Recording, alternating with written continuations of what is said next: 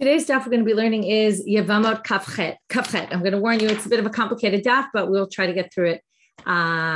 It's kind of just long and a lot of different details. Today's daf is sponsored by Tina Sender's Lamb for a Shlema for Fruma Devora Bat Chana. Okay, the first thing we have to do is go back to yesterday. I'll just really briefly correct the mistake that I had yesterday, and it's all corrected on the chart as well. I'll tell you what I got messed up on, which will make it very clear. The whole basis of it was we were talking about the case of Shmuel, who said chalatz la'achayot. If he does the achayot, it's a weaker chalitza because each one is zikukan. He's not really allowed to do yibum, so the chalitza is weaker, which means it doesn't exempt the tzarot. But if he does it for the tzarot, then he could exempt the achayot, right? If he did chalitza to each of the tzarot, Bilha and Zilpa, for example, then it would exempt Rachel and Leah without a problem. But then we basically said that if you say this doesn't have to do with Zika, right? And then we said, well, the issue is really Leah works to get rid of Zilpah, right? The first one. But the second one is already a problem because you already did, it's not Zikuka that's the problem. It's a Chod Chalutzato, the sister of the woman he did Chalitza to, right? So if Leah, he does, that exempts Zilpah, but then he can't do Rachel because Rachel is the sister of someone he Chalitza to, and that we know he can't marry her. So if he can't marry her, well, the Chalitza is weaker. Well, now if we move and flip and say, well, if we do the tzarot, it actually works, that's going to be a problem. Why? Because the assumption, and here's the key part that I missed, the assumption of Shmuel is that the tzarot are equal to the achayot. That's why we had that question. What about achot zikuk, right? The tzara of the achot zikuka. Why isn't that a problem? He thinks the tzarot are equal. Now, if the tzarot are equal, then the tzara of Leah is exactly like Leah, which means what? And I kind of tried to explain this yesterday, but then thought that maybe it wasn't right. If the tzara, you start with Zilpah, how are you going to exempt the tzara of Rachel? Because the tzara of Rachel, and now you basically go like around in a circle.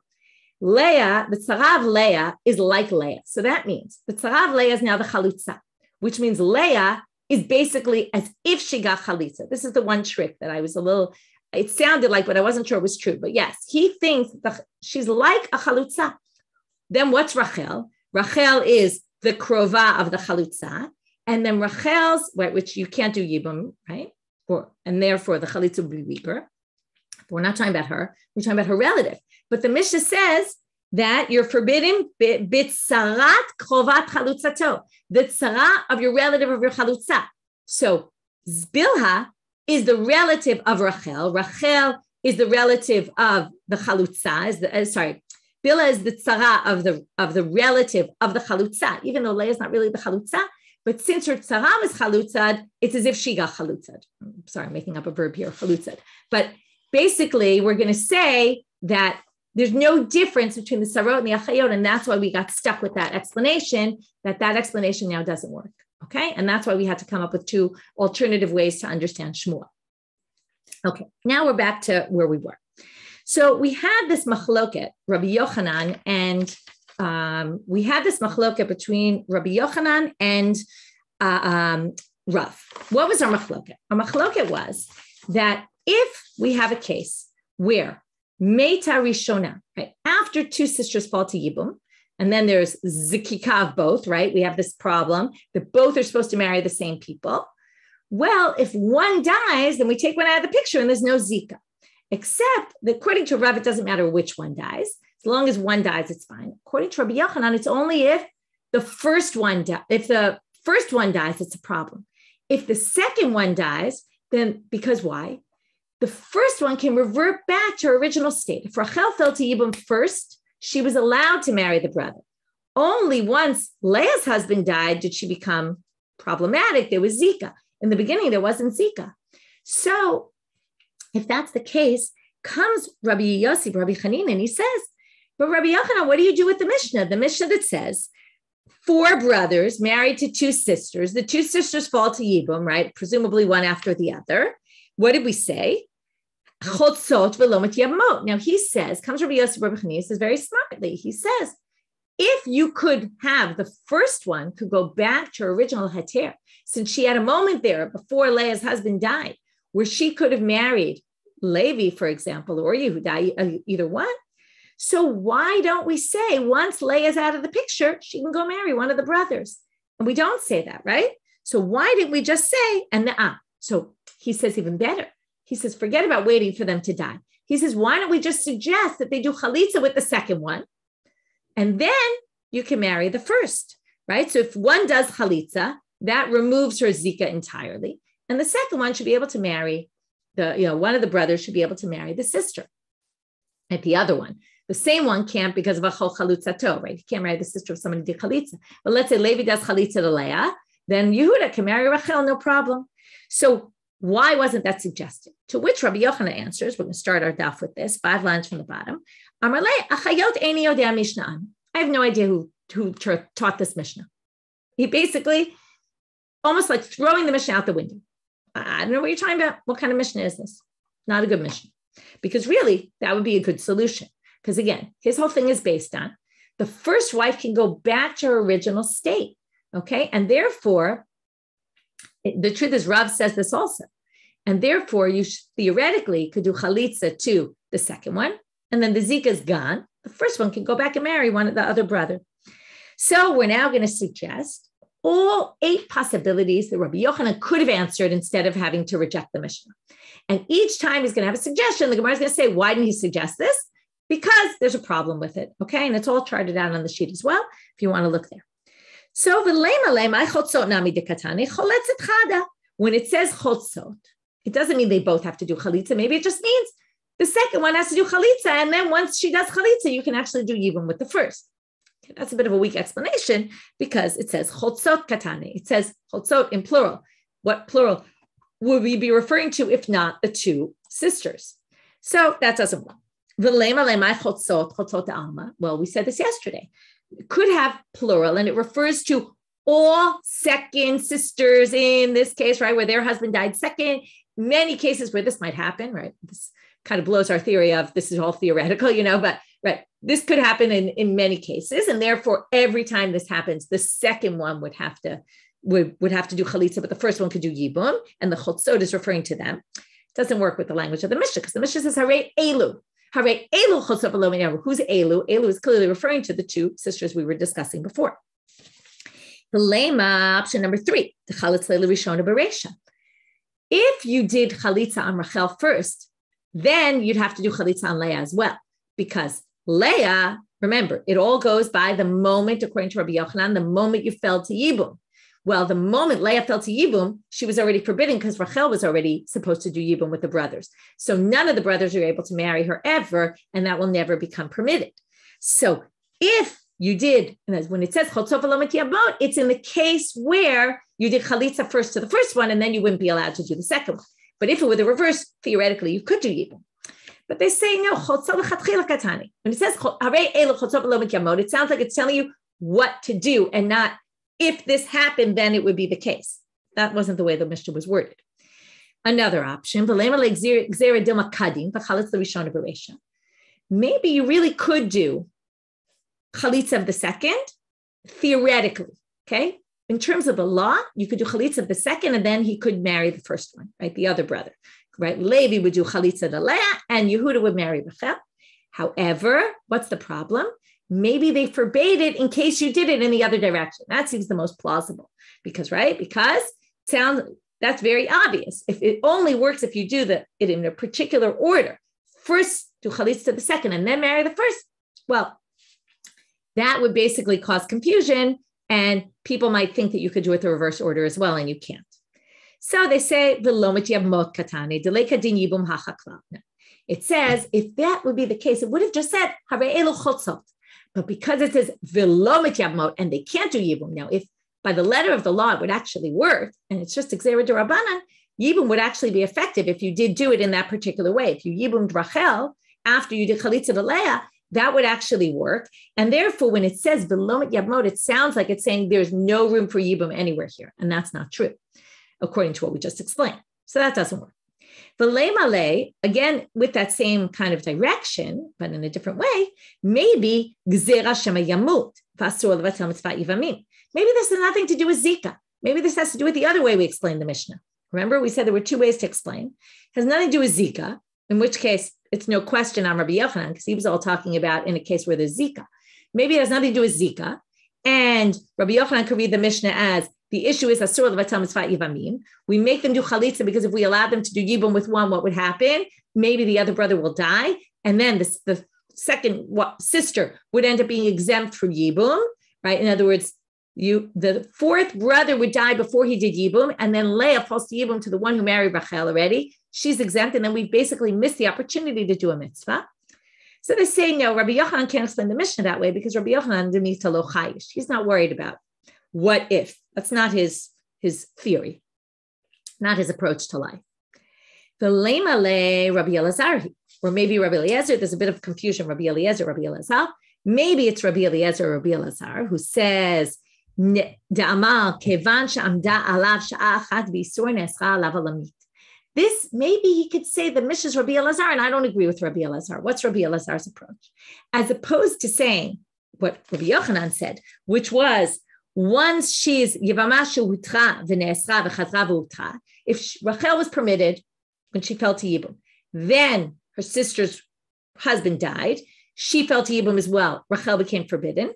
But if Leah's out of the picture for some reason, chalitza or death of her husband, or her death or whatever it might be, Rachel becomes permitted.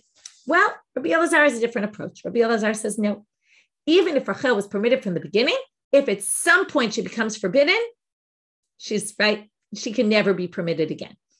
So maybe the Mishnah is his approach. Well, where it says you can't say that, because when to say for Rabbi Elazar, Reisha lav Rabbi Elazar. Okay, now this is why the Rabbi Elazar and Rabbi Eliezer is confusing. Where does Rabbi Eliezer or Elazar, whichever version it is, appear in the Mishnah? So the Mishnah starts off these four achim, and then they do chalitza, na'ibum, but then it said, be'im kadmu bekansu. If they did anyway, the two brothers married the two sisters, even though they weren't allowed to, yotziu, they have to divorce them. Rabbi Eliezer or Rabbi Elazar omer, Beit Shammai omrim yekayem, Beit Hillel omrim yotziu. Now we wanted to explain the first line as being Rabbi Elazar. What's the problem? Rabbi Elazar appears right after that and says, by the way, this whole thing, yotziu, yekayemu, it's all machloka Beit Shammai, Beit Hillel. Which means that since he only appears in that line, he obviously wasn't the author of the first line. Otherwise, he would have appeared from the very beginning. So that's a bad theory. Again, this sugya assumes that either they're both Rabbi Elazar or they're both Rabbi Eliezer. I didn't look into which is, maybe the more accurate one. There's probably a way to figure it out, but I didn't bother looking into that. Daf was complicated enough. I figured let me keep to the basics. V'nema lehu, why don't we have another suggestion? Denafel bevat achat for Rabbi Yossi Aglili, Devmar of Shalat Tzamtzem. Until now, we were describing that this is all based on Rachel's husband died first, in which case she was permitted and then became forbidden. But if they both die at the same time, they both be forbidden in the same way. So if that's the case, maybe that's the case. And it would be Rabbi Yossi Aglili, because most people think you can't exactly time things perfectly, and unlikely, even if they died, let's say in a terrible accident, unlikely they both died the exact same moment. But Rabbi Yossi Aglili says, Efshar l'tzamtzem, you can be exacting. And theoretically, they could really die in the exact same moment. And that's the case the Mishnah is talking about. And then that would be a good explanation, because then there would be no option to do chalitza, and then Rachel would go back to being permitted. She was never permitted in the first place because they both died at the same time. Both became a chotz kukato immediately. So now they say, Lo stam lantana ke Rabbi Yossi Aglili. Most basic Mishnayot don't go by Rabbi Yossi Aglili's opinion, in which case it's very right. It's a unique opinion, unlikely that a regular stam Mishnah is going to go by him. So another option, I think this is the last. Yeah. V'leimale. Why don't you say, maybe we don't know who died first. Okay. So in my case, it's very obvious. Rachel died first, so she's the one who should be permitted. What if we have no idea whose husband died first? We don't know if Leah's husband died first or Rachel's husband died first. Then we won't be able to do this, because the whole idea of get rid of the chalitza, get rid of one by chalitza, the other one should be allowed to do even we don't know which one is allowed. So the Gemara says that's also not good, because the continuation doesn't make sense. If it was a suffix, this is what happens in a case of doubt. If it's a case of doubt, then we wouldn't say if they marry them anyway, you have to divorce them. Why? We would say it with one, but not the second. I'll tell you why. Bishlama Rishona, the one who gets married first, whoever gets married first, okay? It doesn't matter who, we don't know who died first, Rachel's husband or Leah's husband. Then one of them does Yibum with one husband. Now, That one, Amrinan le man sharialach. We say, who the heck permitted you to marry her? There's no way, because you had two sisters. But Shniya, now remember, the second one is only going to be permitted if her husband died first. Now, we don't know if he did or not, but what happened? So we're not going to let them do Yibum here. But what if they already got married? Will we make them get divorced on that account? There's a possibility that there was no problem.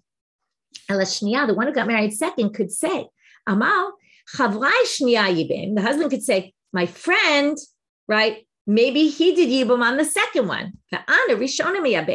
I did on the one whose husband died first. And therefore, since he has a claim, this is what we generally say in mamonot, in monetary cases, we say, if you want to take money, you want to change the status quo, you have to prove it. Here, there's no proof that he has to really divorce her. So it doesn't make sense that we make him divorce her, because there is a 50-50 chance that he married the one who really could have been married. So that's why that doesn't make sense if we say that it was a case where we're just not sure who, because it wouldn't make sense that we'd make them get divorced. The second one anyway, right? The one who gets married second. There's two seconds. There's the one we don't know whose husband died second or first. And we also don't, right? But we do know who married second. The one who married second would be the one who'd be able to claim, I can still stay married. And therefore it doesn't work. And therefore, after this whole long thing, and that's why it says, sisters, I don't know who said this, because right, it doesn't make any sense. The Mishnah doesn't work out, and there's no real way I can explain it based on my theory. Okay. Now we have a second question on Rabbi Yochanan. Okay, this is from our Mishnah. So let's go to the presentation for today. Here's our case. We have four brothers, Reuben, Shimon, Levi, and Yehuda. We have Rachel and Leah, and this is the example we used in the past, where Rachel had a daughter, Reut. And now what happens? So, okay, so if Reuben's married to Rachel, Shimon's married to Leah, and Levi's married to Reut. Now, Reut is Rachel's daughter. So now, if one of these, in this case, right, Rachel, when Reuben dies, she falls to Yibum to Levi and Yehuda, but she can't marry Levi because Levi's married to her daughter, right? She's the mother-in-law. So because of that, Asur ba, right? So Levi is forbidden to Rachel, right? But mutar ba'achota. So when Shimon dies and Leah falls to Yibum, what happens? We now have Leah has Zika to Levi and to Yehuda, because she is not forbidden to either one of them. Rachel only has Zika to Yehuda. So since Levi is prohibited to Rachel, that means that he can be permitted to Leah, because he only has Zika of one woman on him. Whereas Yehuda, right, Hasheni Asur b'shtehen. Yehuda is forbidden to both, because he has Zika of Rachel and he has Zika of Leah. He's got Zika of two sisters, which is not permitted. So therefore, Yehuda can't marry anyone, but Levi can actually marry Leah. So now, what does that have to do with anything? We'll see in a minute. Sal kadatach, we assume that, and now this is going to be the important part, who died first? What was our story? Rachel died first, the mother-in-law. Now, if Rachel died first, Rachel's husband, Reuven died first, then Rachel at some point was permitted to Yehuda, right? In the very beginning, she was permitted to Yehuda. So now if Leah does Yibum with Levi, what should happen, right? When the Zika of Leah is removed from Yehuda, Rachel should go back to her Hetera Rishon and marry Yehuda. So we're going to read that inside. Amai leku chatan liyabim, right? If really she had fell to Yibum first, then Levi, right, who's the son-in-law of Rachel, should do Yibum first with Leah. And then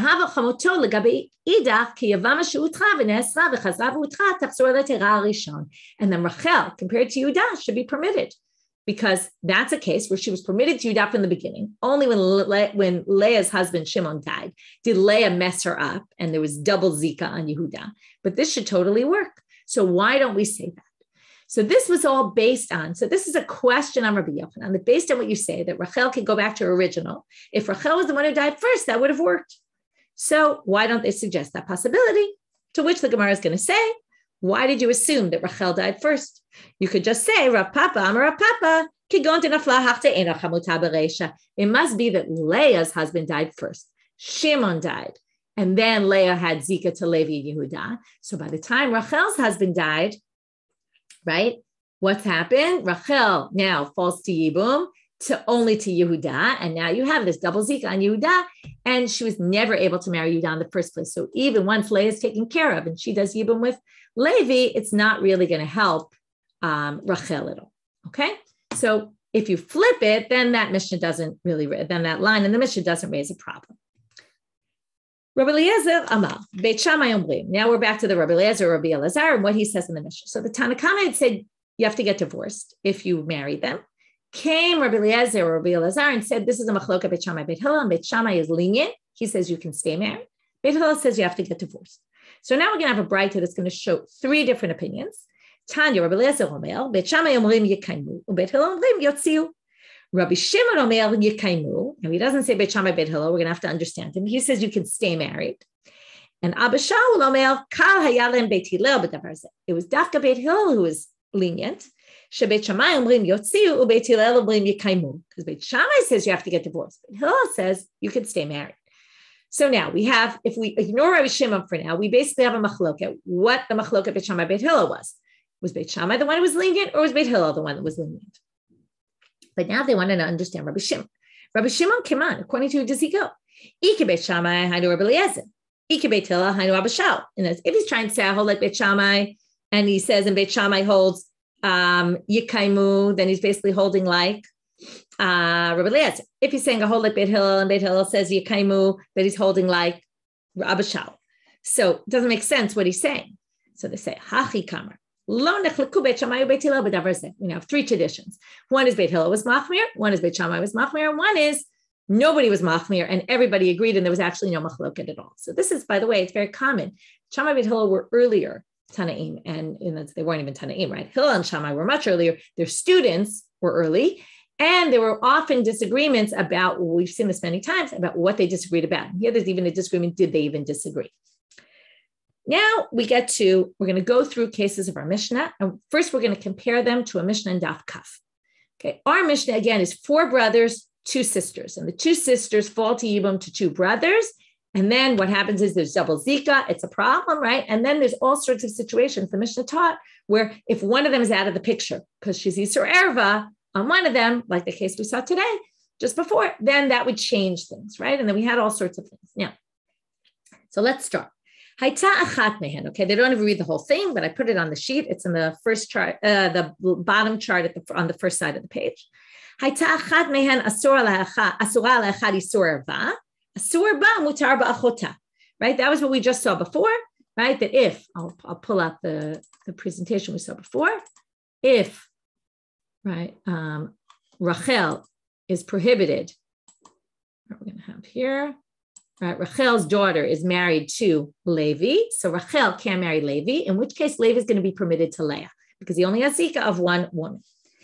Now, the Mishnah, Hatanina Chadazimna, we already learned this on Daf Kaf, if you remember. That's why this stuff should sound familiar to you.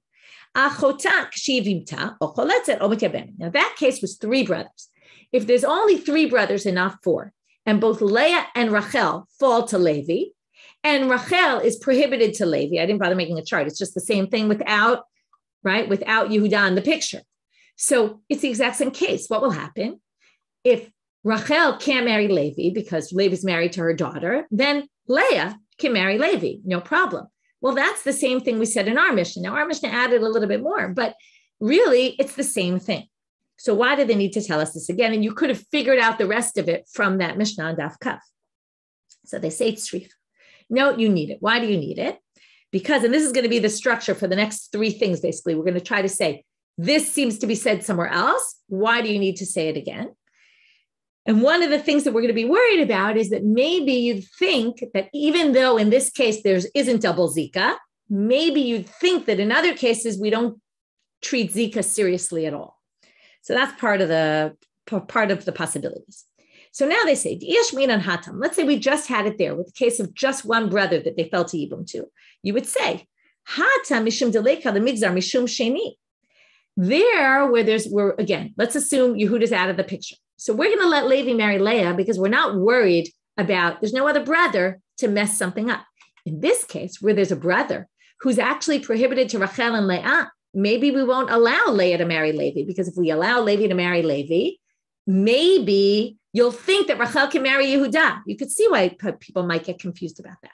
And therefore, maybe you would think without our Mishnah that we wouldn't have allowed Levi to marry Leah because maybe you might have thought that Yehuda can marry Rachel. Whereas that concern doesn't exist in the case where there's only one brother left. Maybe here you wouldn't allow it. If you just had our case, you would say, well, in this case, what's the law? Levi can do Yibum with Leah, but Yehuda can't. He has to do Chalitza to them, right?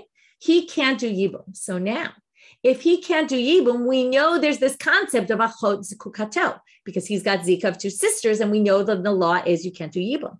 But if you just have one case, Hatam Deleka Sheni Emalo, in the case where Rachel and Leah both fall to Levi, but Rachel can't marry Levi, but yet it is a case where two sisters fall to Yibum. If we allow that, people might think that in a case where two sisters fall to Yibum and there's no Isur Erva, maybe it'll be permitted. And it's not because of Achot Zikukato. So maybe you'll lose that whole law of Achot Zikukato and people will think that it's allowed.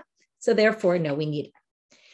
Isur Mitzvah. Now we're on the next case in the Mishnah. This case is basically the same, and that's why I didn't make new charts of this.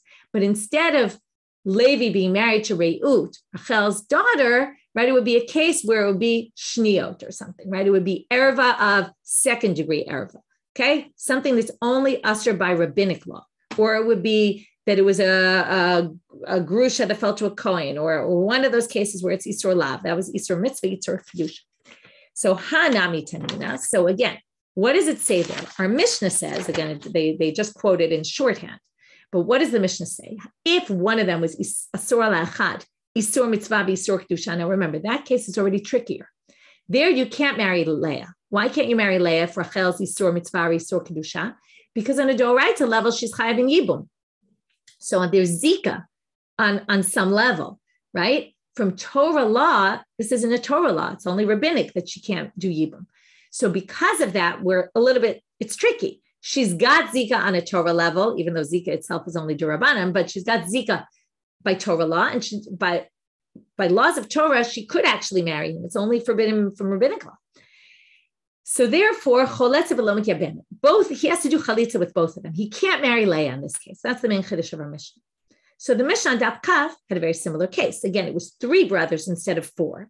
And there it said, the truth is here, it wasn't even really 3 brothers and 2 sisters. The truth is it's not really the case. Here it's just saying, Isur Mitzvah v'Isur Kedusha choleta v'lo mityaben. In that case, it's basically saying, anytime there's some rabbinic thing, right, rabbinic issue, you do chalitza and not yibum. So it already told you, anytime that's the case, you do it. So this is in any time. It's a case of Isur Mitzvah, Isur Kedusha. You should have been able to learn it out from there. So what does the Gemara answer? The Gemara says, so again, Hanami Tanina, moving now to Amabet. It said, Isur Mitzvah, Isur Kedusha, choleta v'lo mityabemet. So it shouldn't be an issue. It should have been obvious in our Mishnah that you'd have to do chalitza. So they say, no, it's different. Again, it's in the end, it's the same, but you might have thought it was different. Hatam Isur Mitzvah lechuda. There, the only issue was that this woman who falls to Yibum to this man happens to be a case of Isur Kedusha or Isur Mitzvah. But Hacha Isur Mitzvah ve'achota. Here it's actually not a fair comparison even, because there they were focusing on the woman who is Isur Mitzvah and Isur Kedusha. Here we're talking about her sister, right? So it's different. So what might you have thought? You might have thought Likum Isur Mitzvah v'makom Isur Erva v'tityabe. You might have thought maybe the second one. Now, she, of course, can't do Yibum. She has to do Chalitza because she's Asur Mitzvah, Isur Kedusha, right? She's not allowed to do Yibum on a rabbinic level. On a Torah level, she still does. That's why we give her Chalitza. But you might have thought that whereas the sister's concerned, maybe we treat it as if her sister's Isur Erva and she'd be allowed to do Yibum. And that's why they need to tell you, no, the sister has to do Chalitza. To which they ask, wait a minute, Tityabim, how on earth could we allow her to do Yibum? Since on a Torah level, this is all permitted, right? Let's say it's shniot, it's rabbinic prohibition, which means on a Torah level, Rachel can also marry this guy, which means you have Zika of 2 women on a Torah level, right? If he would marry, how could you even think that she could do Yibum? If you would do Yibum on a Torah level, you're basically marrying her, a woman who you have Zika to her sister also on a Torah level, even though, again, rabbinic law says you can't marry the sister, but on a Torah level, you can, because it's, right, the whole thing is it's rabbinic. So how could you possibly think that's okay? Well, you could think it's okay. And this reminds us of the beginning of our Masechet. You might have thought, for the sake of a mitzvah, we can override, what's the mitzvah? Yibum. Remember?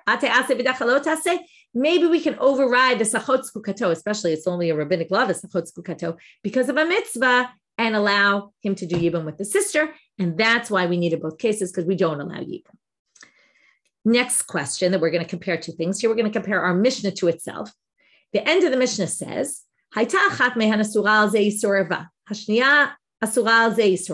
we have the case where, this is the famous asura b'zeh muteret b'zeh. We're going to go through again today. So we have two sisters married to two brothers. The two brothers died. Each sister, we have Rachel and Leah, and Levi and Yehuda. Rachel is forbidden to Levi, and Leah is forbidden to Yehuda. It's basically the next step of the case we've been discussing today, right? Where Rachel couldn't marry Levi. Now Leah can't marry Yehuda, in which case we say Leah is allowed to marry Levi, and Rachel is allowed to marry Yehuda because there's only zika of one on each. To which the Gemara says, again, what's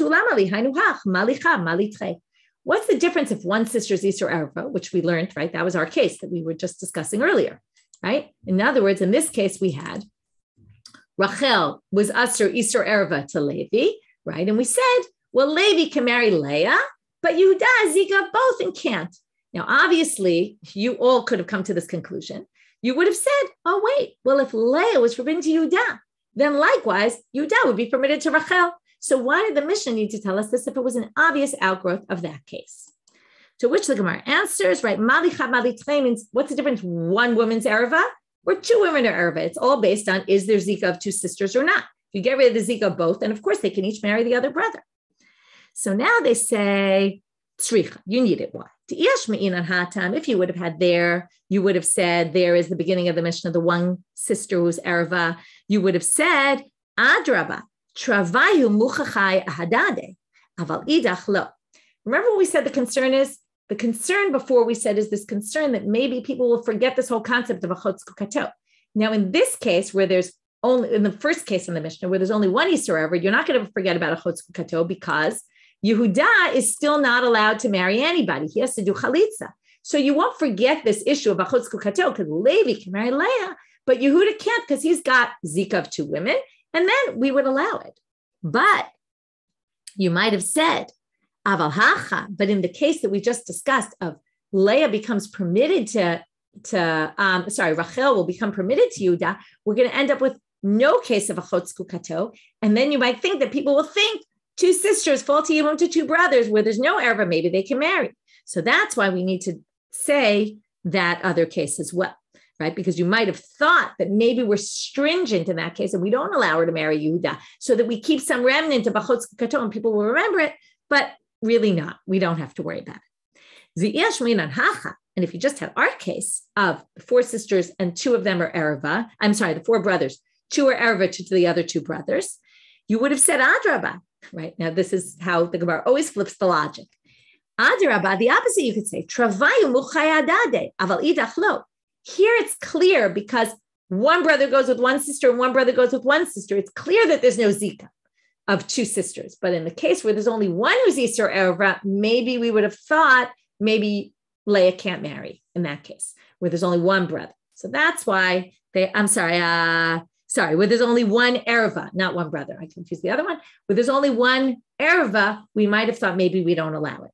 So therefore, tzricha. We need, in the end, all these cases. Now they're going to get to Zoe Lebiutemai. So Zoe Shambru, this is the case where they say, remember this? Achota shivimta cholet v'lo mityaben. You could have a case, right? These four sisters married two brothers. Each sister, right? Their husbands died. They fall to Yibam to Levi and Yehuda. One is forbidden to Levi, the other is forbidden to Yehuda. They can each marry the other husband. And this is a case where they say the sister, who's your Yevamah, meaning, right, you're both fall to Yibam to the same guys, could be even do Yibam, where normally you can't because of achotz kukato. In this case, you can. So Zoe is always to exclude something. Zoe lemiute mai, lemiute isur mitzvah lezeh, the isur mitzvah lezeh. This is to say only this case, but not a case where they each are isur mitzvah. Remember, where it's all rabbinic, because when it's rabbinic, we don't allow Yibam at all. Remember, because on a Torah level, they're supposed to do Yibum, and then they are zikukot. So that's what it's coming to exclude, to which the Gemara says, well, if it's coming to exclude that case, I didn't need you to tell me that. Again, we're in our last, I didn't need you to tell me that. And why are you telling me this? That was basically the theme of this whole section. Hatu lamali hainuhach. We already learned Isur mitzvah, you all have to do chalitza. We learned that in the previous one. Mali chav, mali litzchei. What's the difference? If one is Isur mitzvah, they all have to do chalitza. If both are Isur mitzvah, they're all going to have to do chalitza. It's all based on the same logic. So again, ma'u detema kilo amrinan okay Isur mitzvah makom Isur erva hecha diika lemigzar mishum sheni. When earlier, what did we try to say? Maybe Isur mitzvah is treated like Isur erva, and we allow one of them to do yibum, and then we said no, we don't allow that. But maybe that's only when there's one that's still right. That there's one that's no Isur mitzvah. But when they're both Isur mitzvah, why don't we just say so? Flip and each one marry the other. Maybe they would allow yibum. And there's no reason, lemigzar mishum sheni, because there is no sheni, right? There's no second one here. They're both permitted to one. You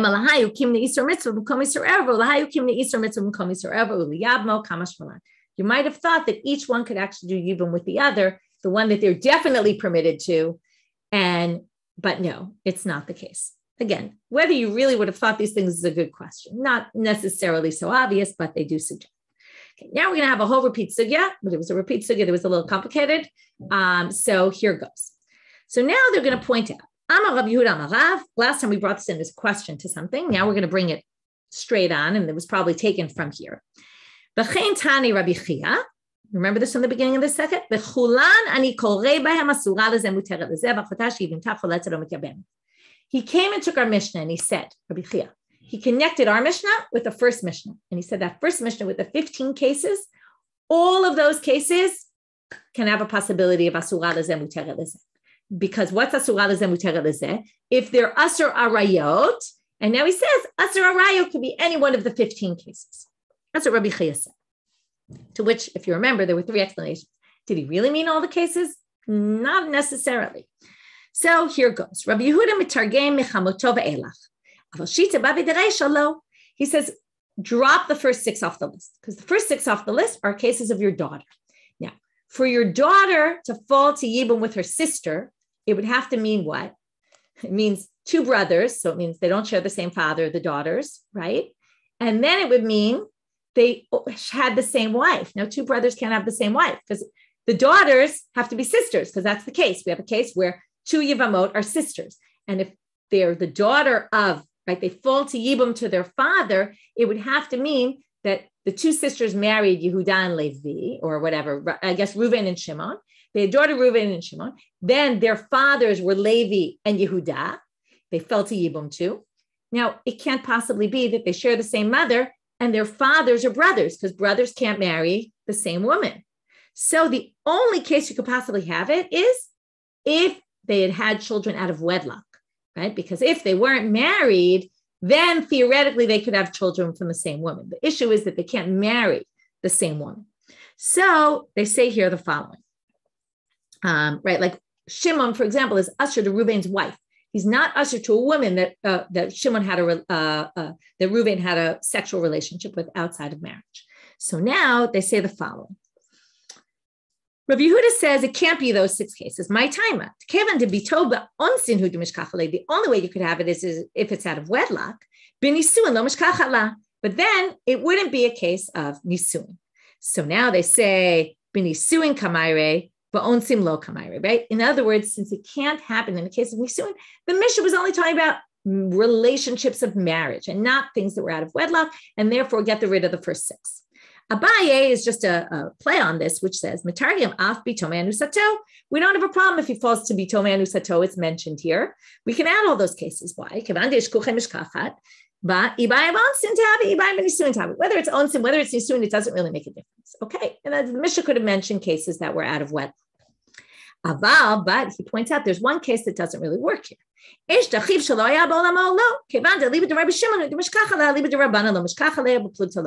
was how we got to this in the first place. In the first says the Armish is not mentioning machlokot, and the only way to have this case with remember the little brother who's born after he dies. The only way to have that case happen where you have a chatosh yivim to is only according to Rabbi Shimon, which we're going to explain in a minute. And this isn't mentioning machlokot, issues of debate. Rav Safra Metargem,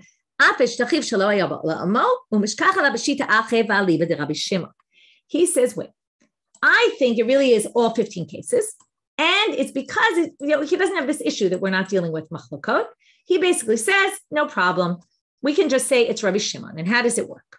Remember this? Okay, so now we're going to get this case. Reuben, Shimon, Levi, Yehuda, 4 brothers, 2 sisters, Rachel and Leah. Reuben's married to Rachel. Shimon's married to Leah. So here, even the Gemara gives you the case. Okay, last time we didn't have the Gemara telling us. Now the Gemara tells us. So Reuben, Shimon, Nisuin Shtei Achayot. They're married to 2 sisters. Levi, Yehuda, Nisuin Shtei Nochuriyot. I left them out for right now. Later, we're going to see they're married to 2 other women, but right now we don't need their wives. Mate Reuven. Okay, so as soon as Reuven dies, Nolad Yisachar. Sorry, I went through this too quickly. So Reuven dies, and then Yisachar is born. So now, remember, Rachel will be forever forbidden to Yisachar because when her husband died, Yisachar was not born. V'yibem Levi. Okay, now she does Yibum with the 3rd brother, with Levi. Mate Shimon. In the meantime, Shimon dies. And so now, when Shimon dies, is Leah permitted to Yisachar? Of course, because he's in the world when Shimon dies. So Shimon now dies, and then Nolad Zvulun, right? This is Mate Nolad Yibem, Mate Nolad Yibem. In between the time she did Yibum, right? So Levi dies. I'm sorry, I said that wrong. Zvulun is born, okay? And then Yibem Yehuda. Then she does Yibum with Yehuda, okay? Now, Mate Levi v'Yehuda below banim. If Levi and Yehuda mate without children, die without children, there's now 2 brothers left, Yisachar and Zvulun. Now, if you remember, Rachel, before she did Yibum, she was prohibited to Yisachar. So she remains prohibited to Yisachar because still stuck from her first husband. But she's permitted to Zvulun because that goes, even though Zvulun, and this is the Chiddush of Rabbi Shimon, rabbis think Zvulun wasn't alive and Reuven died either, he's out of the picture. But because Zvulun was born before she even married the next husband, Zvulun is like a new thing here. And therefore she becomes permitted to Zvulun. But Leah is prohibited she can marry Yisachar because when she married her right, when her first husband died, Yisachar was already there. But Zvulun was born before she did Yibum. So therefore she can't ever marry Zvulun. So that's the case. There we have, each one can marry one, and therefore they can each get married, right? They can do Yibum with them. So that's right.